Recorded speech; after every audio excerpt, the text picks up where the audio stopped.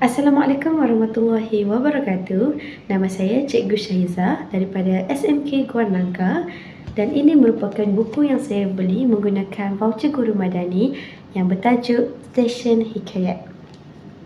Stesen Hikayat mengisahkan perjalanan seorang gadis bernama Mawar yang sedang mencari sebuah buku istimewa. Buku itu bukan sekadar bahan bacaan tetapi permintaan terakhir ayahnya Akdar sebelum meninggal dunia. Malangnya, Mawar tidak mengetahui tajuk buku tersebut, siapa penulisnya atau di mana ia berada. Satu-satunya petunjuk hanyalah isi ceritanya. Kisah seorang pelipulara yang menjual cerita demi cinta. Pencarian Mawar membawanya ke sebuah dunia yang luar biasa apabila dia menaiki sinaran hikayat, sebuah kereta api misteri yang mampu merentas ruang dan masa. Kereta api ini tidak sekadar membawa penumpang dari satu tempat ke tempat lain tetapi membawa mereka menelusuri kenangan, kisah silam dan makna kehidupan. Dalam perjalanan ini, Mawar bertemu dengan Awang Batil, penjaga kereta api tersebut. Awang Batil sebenarnya memiliki buku yang dicari oleh Mawar. Bahkan, Awang Batil mempunyai semua buku. Namun, buku yang dicari oleh Mawar tidak boleh diperoleh dengan mudah kerana ia mempunyai harga yang perlu dibayar. Bukan dengan uang, tetapi dengan pengorbanan, keikhlasan dan keberanian menghadapi kebenaran.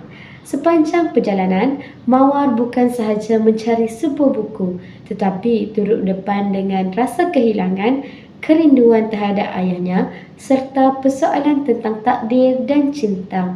Dia belajar bahawa tidak semua yang hilang dapat dikembalikan. Namun, ada kehilangan yang mengajar manusia untuk terus hidup dan menghargai yang ada.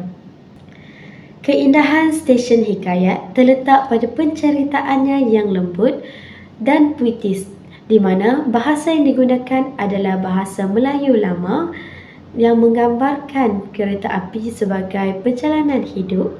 Helaian-helaian cerita yang berterbangan melambangkan kisah manusia yang belum selesai. Bahasa yang digunakan lembut tetapi syarat makna menjadikan novel ini menyentuh emosi pembaca. Kesimpulannya, Stesen Hikayat adalah sebuah novel yang mengajak pembaca merenung makna kehilangan, cinta dan kehidupan. Ia mengingatkan kita bahawa setiap insan mempunyai hikayatnya sendiri dan setiap perjalanan pasti menuntut harga yang perlu dibayar.